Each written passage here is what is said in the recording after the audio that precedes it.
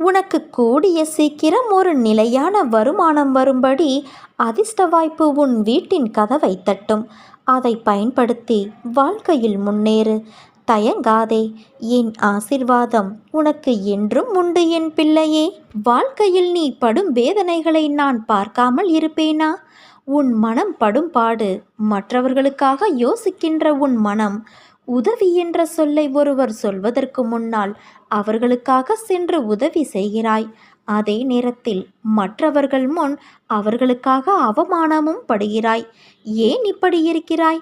உதவி என்று உன்னிடம் வந்தால் உன்னால் முடிந்தவரை அவர்களுக்கு உதவி செய். முடியவில்லை என்றால் ஒரு நல்ல வார்த்தையை கூறி அனுப்பிவிடு.